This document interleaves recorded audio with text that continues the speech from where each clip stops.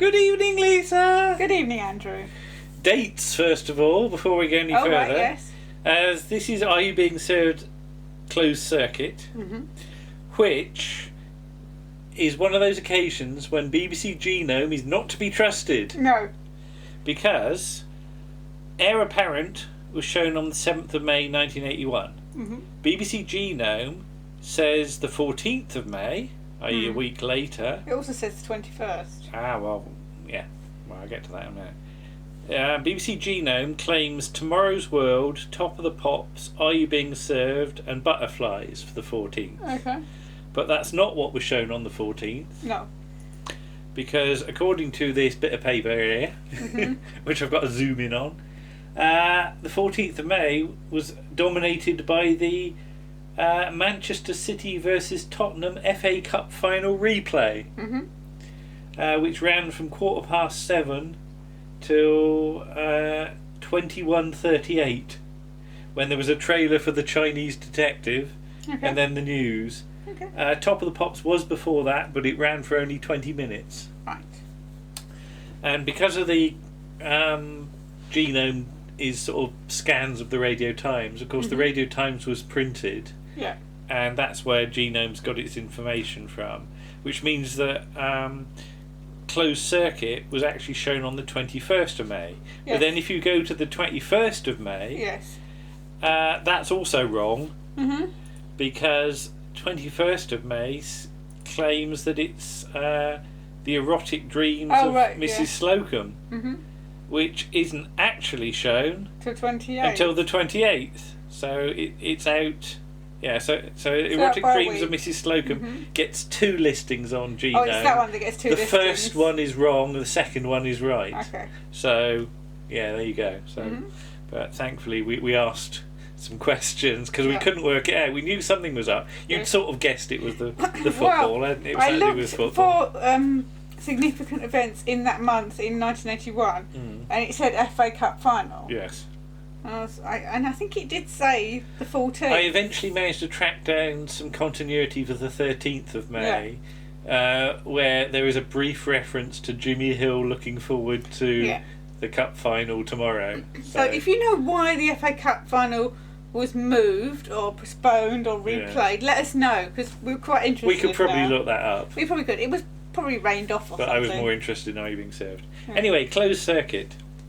Mrs. Slocum is day glow pink, isn't she? She is, yes. That's a very good term. She is glowing. There's a lady with a hat in the opening shot, but you don't see anything of her. Then there's a CCTV shot of them, isn't it? Yes. But they're going to have a meeting, though nobody's keen to hang on too late. No. Mrs. Klein's been to the dentist, and when she has gas, she goes all funny and can't remember things. Yes. Mr. Humphries is going to the roller disco, and he's going to end up in the first aid post. He doesn't help there, that's just where he ends up. Slocum and Brahms go to slope off, but they're reminded about tonight's conference. Miss Brahms says there's not much point in her staying because she's never given Captain Peacock any ideas anyway. Yes. And he doesn't agree with that. No. Mr. Harmon turns up with some tea from packing, some biscuits, and some cake as well, including one fairy cake, if there's any call for it. They're very pleased at this gesture till they hear it's 35p each. Yes. Rumbold basically sends it away, but Mr. Harmon says if you're not out by such and such, you're going to get locked in anyway, and it'll be 35p to get out. Yeah. So he's trying to make money everywhere. It is. Mrs. Slocum goes to make a phone call. It's not to the oil rigger that she met, and she's still got his phone number for some reason, and can't work out whether it's a 5 or an 8. Miss Brahms says she'll get rid of the bit of paper, but Mrs. Slocum doesn't like littering, so she's going to hang on put to it in a bag and get rid of it later. But she phones up Mr. Akbar, her neighbour, and says, go round to the front door, have a look through the letterbox, and if you can see my pussy, throw it a sardine on the mat. Yeah. He's very obliging, but she's not sure he quite understood what she was saying.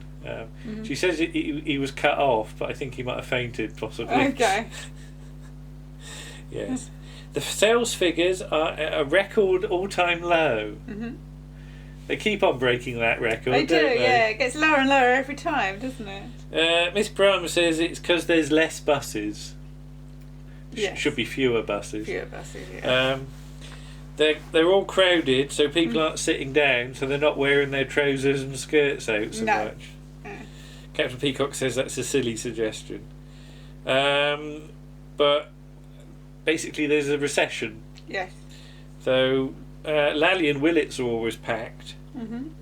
But then they've got a modern young management and TV screens showing bargains and things like that.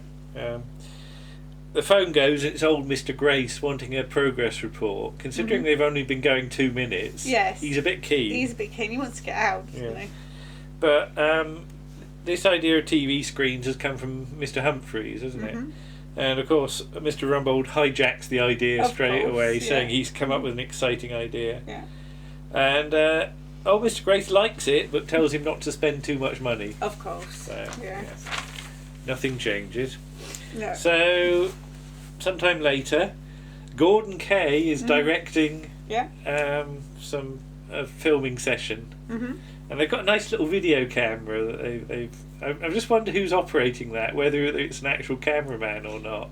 Yeah, he doesn't say anything. He doesn't say anything. No. And I wonder if it's a union thing that somebody operating a video camera, because it's a sort of OB job. Yeah. It's not a big studio camera. It's a sort of thing on studio camera, on a sort of dinky tripod connected up to a Trinitron monitor.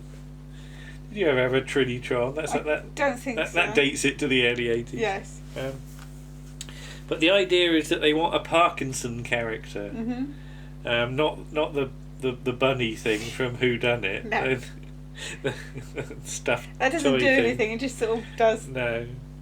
But as in Michael Parkinson, to introduce people in the store. So Rumbold's going to be Parkinson.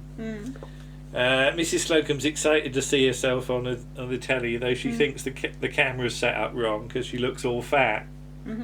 Well, the joke these days was that you'd had it in the wrong aspect ratio, but you didn't have that in those days. No. So Mr. Humphries knew somebody who wanted to get into pictures, but she ended up on the cutting room floor. And Mr. Humphries has to act as the go-between, doesn't he? Like Gordon Kay, whenever he's got a criticism of everybody, Mr. Humphries has to sort of translate it. And it does remind me of that story about the floor manager. That the floor manager is meant to be the go-between between the director and the actor. So the director tells them what he wants them to say, and then the floor manager translates it into something that you can actually tell people. So there's the story about the indiscreet floor manager. Stratford, they think you're completely over the top in the box. That's from Forward to Doomsday, isn't it? Right, yes. I think it was.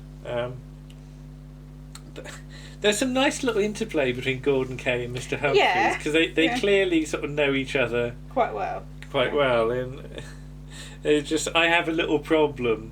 No, not that. I don't know what that's about, but it made me laugh. Gordon Kay says it's difficult to handle non-actors, and he's relying on Mr. Humphries' tact and charm. And after all, we do know each other, and apparently they've shared one gin and tonic. But Mr. Rumbold's in a chair with a microphone. But first problem, his head's all shiny, like the dome of St. Paul's, or Humpty Dumpty or something. So they get a powder puff, which is apparently 10p a carton, and do a sort of smamming it on his head. But the trouble is, he's also got ghastly ears as well, like a hang glider or a wing nut. So can they get rid of the ridiculous ears? And they get some sellotape. Is it Mr. Spooner does it? Mr. Spooner pulls the sellotape off. Mr. Humphries sticks it over. So the sellotape is like across his head. Across his head. Was it? We've gone from the grotesque to the bizarre, says Captain Peacock.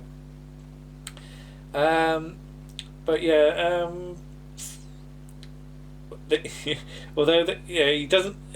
Gordon Kay says he doesn't like his head, but the trouble is his mouth's in it, and that's the bit they want. So Mr. Humphries gets a wig from the dummy, doesn't he? Smacks it on, saying they're quite popular with newsreaders, apparently, wigs. Yes. So I can't think who he's thinking of. But, I think of several, actually. But yeah, they smack the wig on, although Mr. Rumbold thinks a bald head is rather virile. Yes. But they don't want people coming in for the wrong reasons. No. So they put the wig on, and Gordon Kay says, "Yeah, I'll buy that," meaning the shot. Yeah. And Mr. Klein says it's £12.50, Yes. thinking he's made a sale. So he's got to introduce Mrs. Slocum first of all. So, cue! What? Go! And Mr. Rumbold is very stilted, isn't he? Yes. You know, good morning, shoppers. Hello, Mrs. Slocum. Yes. Yeah. And Mrs. Slocum is equally bad, isn't she? Which is weird because they've had to do acting before. Yeah. Yeah. It's like as that though camera is. Suddenly they can't Yeah. act, but they've been like. Yeah. I think it's to do with the camera. Perhaps they're really aware of the camera. But yeah, they've had numerous occasions where they can. I know. I don't know. I have seen them. Yeah, okay. But apparently it's all happening in Mrs. Slocum's underwear today. Yes. There's a few good lines like that in this one, actually. I'll give them that. But yeah, she says, "Come up and see me sometime." Yeah, wigs like Mae West. Yeah. But then there's the problem with lines on her face. Yeah. Because she looks 110, like she's from Lost Horizon. When she was in Shangri-La, and she's come down she's left the valley and she's getting old or something. So yeah, she's halfway down the passage and has to back up a bit. Yeah. So they go off and attend to her and get some makeup. And yeah, I sort of see what you mean about Captain Peacock. He's very snippy here, isn't he? Yes. At no point during this whole sequence has he offered any useful advice. He's just sniping at people. Because there's a thing about a lived-in face, and Captain Peacock says she's got squatters. Yeah. Actually, this episode it's another one of those ones that's quite spiteful. But she's had some anti-wrinkle cream applied.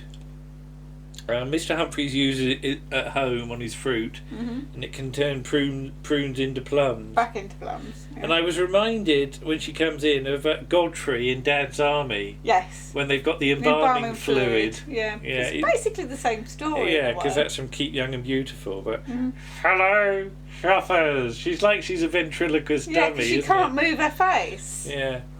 But yeah, so. Maybe they should get Miss Brahms to do it instead. I like to think "Go Goyle your head."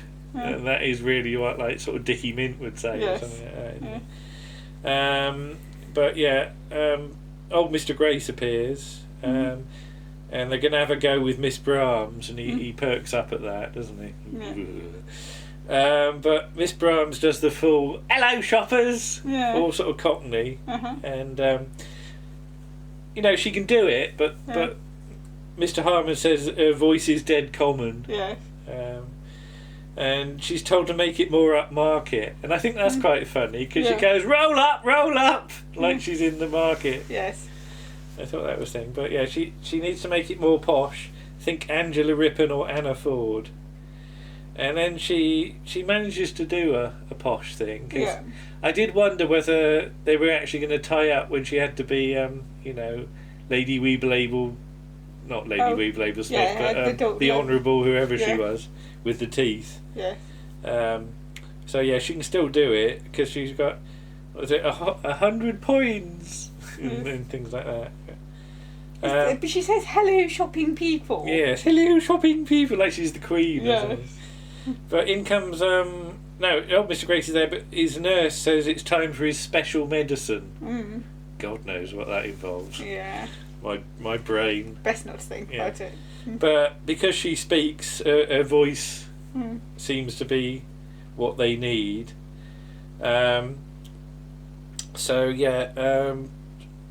they concoct a thing where she speaks the words and Miss Brahms has to mime for it. Yeah. Although their mouths don't exactly sync up, do they? Because Miss Brahms gets ahead of the nurse, but clearly they sort of managed to make it work at some point. Because you don't see the sort of result of it. No. But we cut to the end of a very busy day, which has been like Christmas Eve. And yeah, they've had sort of great sales all round, haven't they? So yeah. But Mr. Spooner thinks sort of Miss Brahms's face and the nurse's voice was a great sort of sexy combination. He does one of his sort of ooh things like he's some sort of ape. Yeah, I really wish he wouldn't do that. Yeah. But Mr. Harmon comes in with a message, which he's already opened. Yeah. And it's from a bloke who's Lord Hurley. Sorry, there's a cat crunching. There's a cat crunching. And apparently his Ferrari ran out of petrol outside the store. Yes. And his chauffeur had to go and get some more in his rolls. Yeah. How? Why didn't he?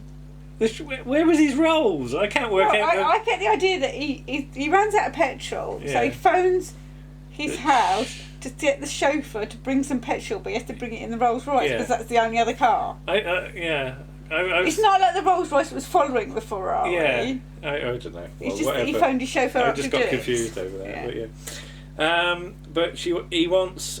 He's sort of seen the advert and liked her voice, and he wants to. He's dying to meet her, and he wants to dine out with her. And he's enclosed a photo, and apparently he lives in a detached castle, according to Miss Brahms. But she's got nothing to wear because she's got a uniform on. She's going to borrow something from stock. Mrs. Slocum says, "Play hard to get." She used to dangle herself like a carrot, apparently. Mr. Spooner says there's no demand for dried up vegetables. Yes. Yeah. That's another strike point against him.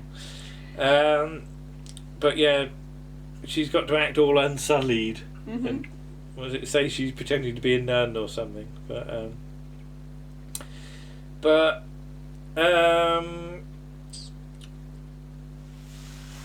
oh yeah, the phone goes. Yeah. And she has to speak to him on the phone, and she puts on a posh voice again.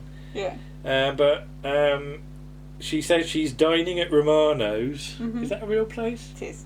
With Mater and Pater. And apparently Pater's something big in the army, and they're going to meet up with a friend who's big in something else.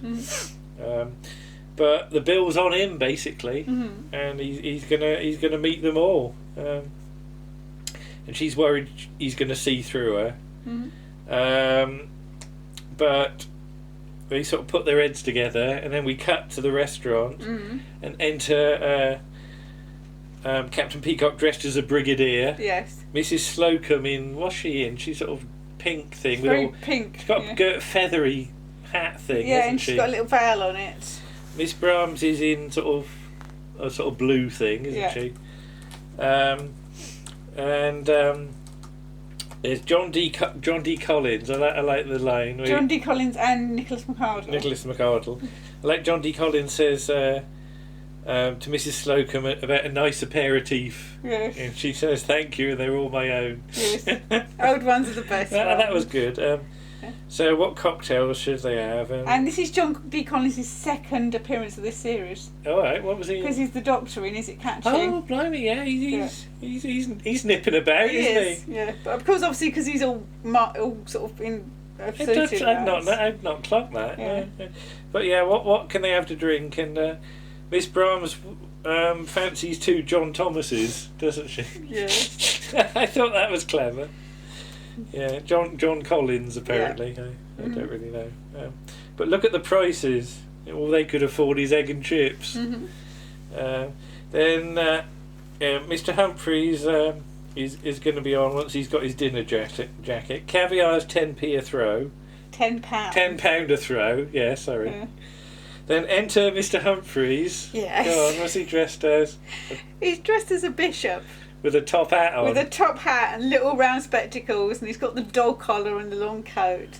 And it looks really good, actually. It really kind of suits John Ember. He goes over to like a corner and somebody's got the sort of flambe thing going, isn't he? He says, don't have the kidneys, somebody set fire to him. Yeah. And apparently Runcie needs it back for a conference or something, meaning his hat or something. Yeah. And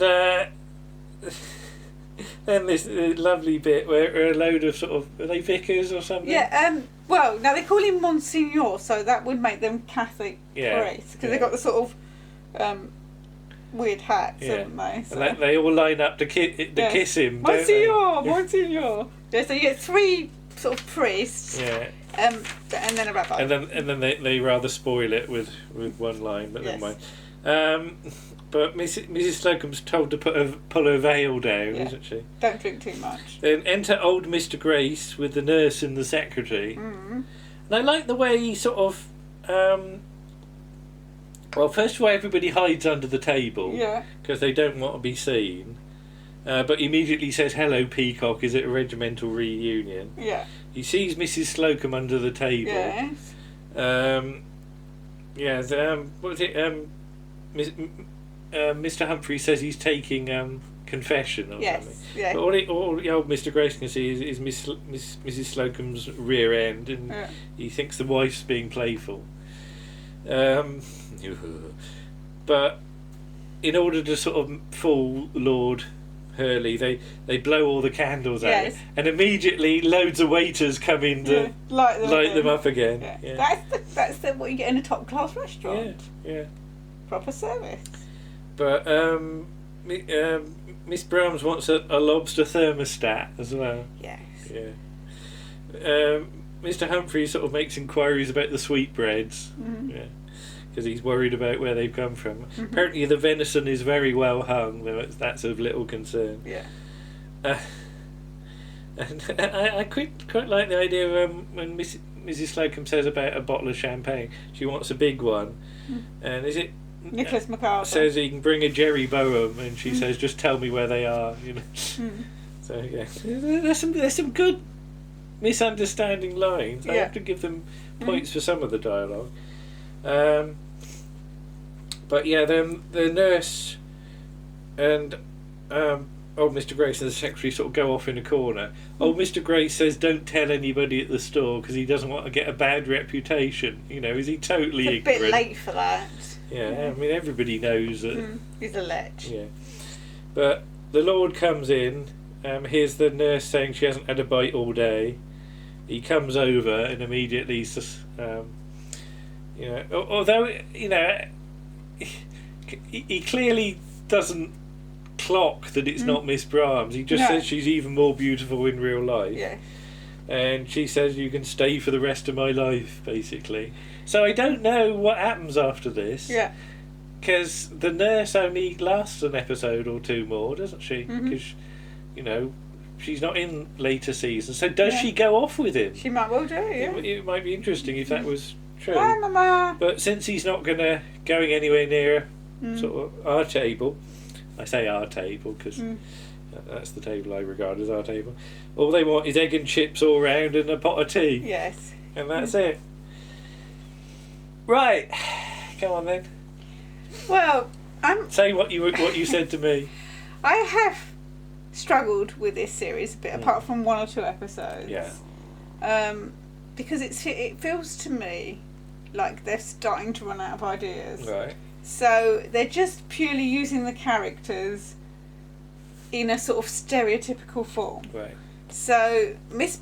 Slocum is the old bat. They've been called old bat. Martha just went behind my head. And then Miss Brahms is the young, sexy one, and the nurse is a sexy because of her voice. Yeah. And it really feels like it's starting to get slightly objectionable. Yeah. Because the comedy is not coming from the situations, it's coming from those stereotypical bits of their characters. Okay. And when they do good stuff, I mean, the stuff with Mister Humphries and the priest is funny. Yeah. Because that's the thing, there are bits in this that I laughed at quite a lot. Nice comedy moments. Yeah. But then immediately afterwards, They undermine it. They undermine it with a line. Yeah. Which we're not going to say. Fair comment, yeah. So, but I do feel that it picks up again in the next later on, series. Because the next series, Series 9 and Series 10, I mean, my absolute favourite comes from Series 10. So it might be just a bit of a blip. It might be having young Mr. Grace in it is pulling it down. Old Mr. Grace. Old Mr. Grace, sorry. Or it might be just that they can't really think of anything. But it really does feel... It's just reminding me that television at this point and comedy at this point is a man's world. Yeah, you're right. And the women are just there to be pretty and be sexy. And if you're not sexy, you're nothing. Right. Again, this is what we said before, wasn't it? Yeah. All right. So, okay, well there you are. Well, having sorted out what date it is. Yes. So we've got the erotic dreams of Mrs. Slocum to come next. Yes. Can you remember much about that one? A bit. Okay. Yeah. Never have I looked forward to anything less. All right. Good-o. Oh well, we'll see what we can make of it. Yes. Then. Bye-bye. Bye.